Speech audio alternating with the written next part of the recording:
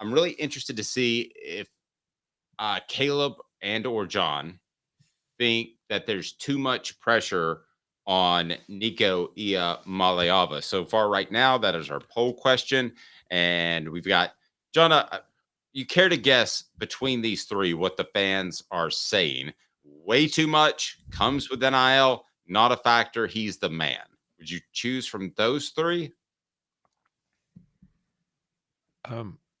It may be a factor, but I don't think it's too much. I mean, he signed up for this when he got this contract. It's not actually contract per se, but agreed to come to Tennessee for an exorbitant amount of money. We don't know exactly how much that money is, but we know it's a lot more than a scholarship. Just from being around him in group interview sessions, he seems pretty well grounded. I think he's kind of been groomed for this. And I think once he gets on the field, as we saw in the Citrus Bowl, his talent will take over, and talent can override everything. I mean, there's pressure to perform on all athletes. I think it's ratcheted up now by NIL if you're in college, because people don't look at these. Well, they aren't student athletes anymore. They're paid to play and they're expected to perform. They're expected to earn their money. I think fans will look at that more and more from that vantage point. But I just think this guy has so much talent. Once he gets out there in the game and takes that first snap, his talent takes over. I don't think he would be overwhelmed. I think you go back to, there was so much pressure in a way on Peyton Manning when he went to college, just because of his family, because his dad was Archie and an SEC legend. He had no problem with that. Well, now wait. Can I stop you there, because I want to? No, I'm going to keep talking, Dave. Sweet. I'm going to ask today's tough question, and I want to get Caleb's take. But I felt like there was too much pressure on Peyton Manning, and it may have affected his play when he came back for his senior year.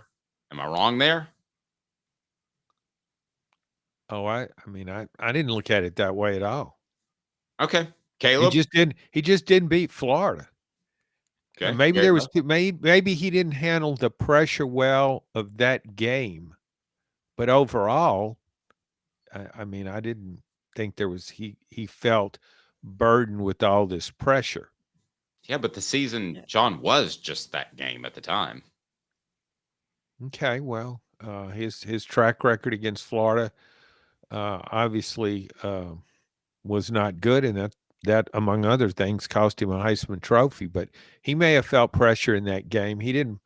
That was his worst performance. He played well as sophomore and junior against Florida. Didn't play well against Florida in his final season. So you can make that point. But I just think overall, I didn't think Peyton Manning felt overwhelmed by pressure. Yeah, I would. I disagree. I think his worst game was his sophomore game. I know he threw for 466 yards, John, but that was the most insignificant 400-yard game ever, because he threw like 4 interceptions in the first half, where Florida jumped out to the 35-0 lead in that game. No, that was his junior year.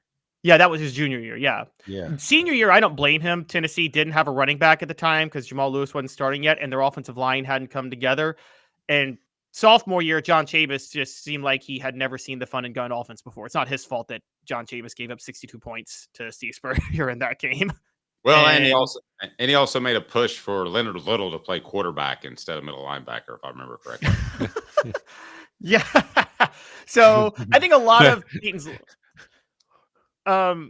the pressure of the SEC title game, though, Peyton delivered in that one, and one of the I still think the greatest SEC championship game performance in the history of the game was that Peyton Manning against Auburn in '97. But as to Nico, I'm with John. Comes with the NIL territory, and it's going to be even more, because I think we're going to start looking at quarterbacks that command NIL money the way we do in the NFL. So, for instance, everybody brings up, they say, oh, Lamar Jackson didn't lose that game 2 weeks ago. Zay Flowers fumbled at the goal line. Well, yeah, but Zay Flowers is on a rookie salary. Lamar Jackson's making $52 million. One's going to be held way more accountable than the other one for not delivering. And I think it's going to be the same with Nico. I mean, this guy's making more than a lot of the veterans combined, making so much that people like Tyler Barron wanted to enter the portal out of just sheer resentment. That's fine. But yeah, he better actually deliver with that $2 million a year contract. All right, let's get to today's tough questions brought to you by Don Self. It has to do with Nico. Customer service still matters. DonSelf.net. DonSelf.net. He's your State Farm agent. Everybody wants to save money nowadays, and I get that. But what happens when you turn in a claim? DonSelf.net. DonSelf.net. 423-396-2126. 423-396-2126. Today's tough question. Today's tough question.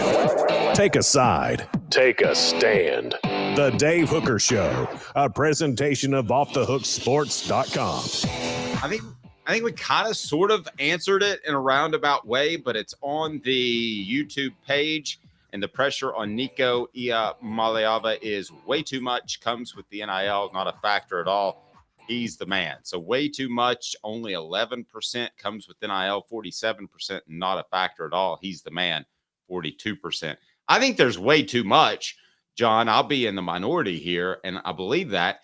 And I believe that in a large part, that's Josh Heupel's fault. I think that he was promoted via recruiting sites to the nth degree.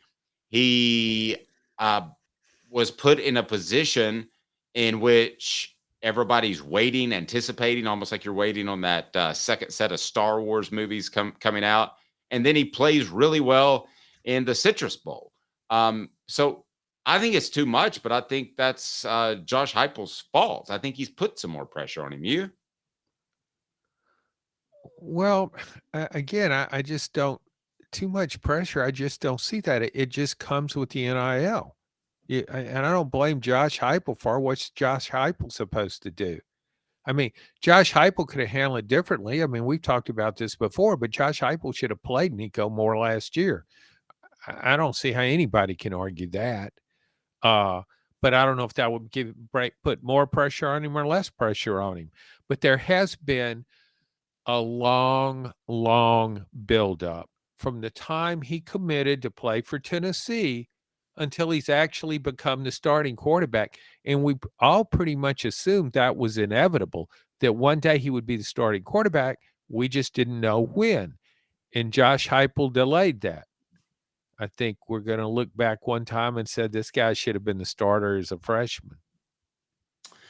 I tend to agree with that, except for the Heupel part. I do think that he and I don't blame him, but I think he put more pressure on him, Caleb, because he wanted to get some excitement for the program and excitement for that class. And I believe that, yeah, he pushed him and talked about him through different media services. So I think Heupel put more pressure on him, but I have no problem with that. Do we want to go to Cooper Mays and what Coop said about Nico, Caleb?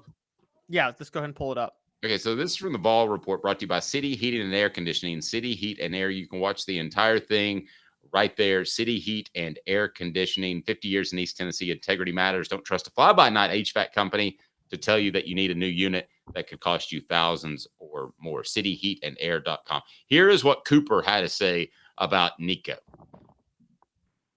I mean, he's gotta be the captain of the ship, and I've told him a couple of times and tried to help him out that we're going to have his back. And, you know, a lot of the older guys are going to be right there with him and helping him along and being good influences on him and giving him our thoughts and everything about how to be the best he can. So I think he's got a really good support staff around him that'll help prop him up and, you know, hold him accountable and make sure he's doing the right stuff for that position, you know, because he's still a young guy. He's still, at the end of the day, he's still a 18, 19, 20-year-old kid, and you know he's figuring it out too, and it's his first try at this too. So we're gonna get this right. All right, John. So does Tennessee have the not only players but coaches and all around? Do they have the right support staff in place? I'm talking about coaching staff, but you know what I mean. Support group in place for Nico to be successful, given what they accomplished in the transfer portal and retaining players with NIL. Yeah, I think Tennessee does. I think, of course, it could always be better. But I think it does have a really nice nucleus. It's got a veteran offensive line, played a lot of snaps. added the guy from LSU who's supposedly going to be a really good player. Was a freshman at LSU this year. What's his name? I forgot. The offensive lineman. Anyway, Lance Hurd. Oh, Lance Hurd. Lance Hurd. Yeah. I just think, and also I think it's bolstered its receiving core. I think its defense will be better. So I think that there's enough support for Nico. But what we're looking at and what we're really expecting, you're describing it correctly. You're saying support staff. See, he comes in as a true freshman, and he's the star, or as Cooper says, the captain of the ship. I mean, that's already been determined.